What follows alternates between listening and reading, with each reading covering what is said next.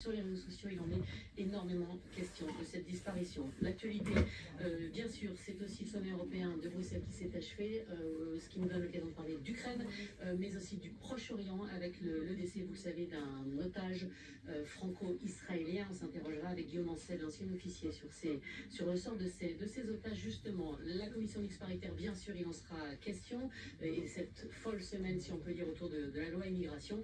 Et puis, connaissez-vous Threads, Benjamin? Oui, le nouveau réseau social. Eh bien, on vous raconte tout à l'heure. Eh bien, rendez-vous dans 3 minutes dans Les Informés avec vous, Bérangère Bont. France Info Météo, avec les cafés Malongo, grand cru biologique et équitable, créateur de machines expresso fabriquées en France et ses doses en papier naturel. À retrouver sur malongo.com. La météo, Sébastien Léas. Temps calme et sec pour demain, mais avec de fréquentes grisailles. Ces nuages bas, parfois doublés de brouillard, seront assez étendus entre les plaines du sud-ouest, la vallée de la Loire et le Lyonnais, jusqu'au Grand Est et au nord de la Seine. Des éclaircies plus nettes se développeront entre la Bretagne et les collines normandes, voire sur l'ouest des Hauts-de-France et du bassin parisien. Sur les régions méditerranéennes et en montagne, le soleil s'imposera dès le lever du jour. Dans les vallées des Alpes et du Massif central, il faudra quand même attendre la dissipation des brouillards matinaux. Au fil de la journée, le soleil va également se propager vers le Limousin et la Charente. Les températures retrouveront des valeurs de saison. Les maximales seront comprises entre 4 et 11 degrés demain après-midi, avec 13 à 18 degrés sur les régions de la Méditerranée. Prévoyez aussi quelques petites gelées localement sur le nord-est. Très bonne soirée, bon week-end. Merci d'écouter France Info. Il est 20h.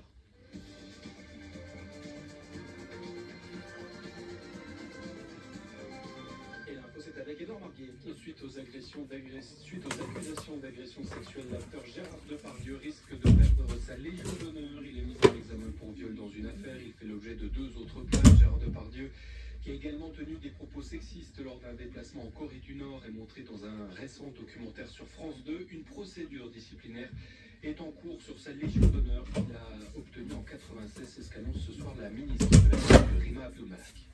Une Légion d'honneur, ça distingue un homme, un artiste et une attitude, des valeurs. C'est tout ça à la fois une Légion d'honneur. Donc, il se trouve que j'ai échangé avec le grand chancelier de la Légion d'honneur, ça relève de lui, le général Lecointre, et il y a un conseil de l'ordre de la Légion d'honneur qui va se réunir et qui va engager une procédure disciplinaire pour décider si cette Légion d'honneur doit être suspendue ou pas, retirée complètement ou pas. Ce sera à eux de décider. Évidemment, Gérard Depardieu pourra apporter des éléments contradictoires. C'est une procédure qui va être enclenchée. Ça relève d'eux, mais je comprends qu'elle puisse être faite. Je pense que c'est important d'ouvrir cette question en tout cas. La ministre de la Culture, Rima Abdul Malak, dans l'émission C'est à vous sur France 5 ce soir. Tel Aviv annonce la mort par erreur d'otages israéliens dans la bande de Gaza. 3 otages identifiés par erreur comme une menace par des soldats israéliens. C'est ce qu'annonce un porte-parole de l'armée lors de combats dans le nord de la bande de Gaza. Ce géant du transport maritime est incontournable pour le commerce mondial. Le groupe danois Maersk suspend le passage de ses navires par un détroit stratégique de la mer Rouge. Un de ses porte-conteneurs a été visé une nouvelle fois par une attaque Houthi au large du Yémen. Ces rebelles proches de l'Iran visent des navires en représailles justement à la guerre au Proche-Orient.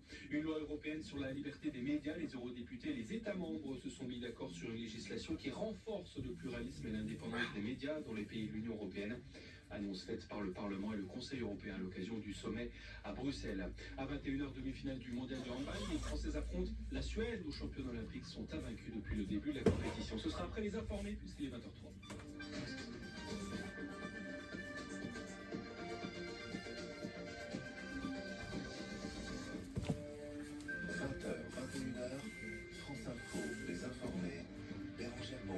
Bonsoir à tous, les informés jusqu'à 21h en direct à la radio et à la télévision sur le canal 27 avec une porte qui s'ouvre et se referme.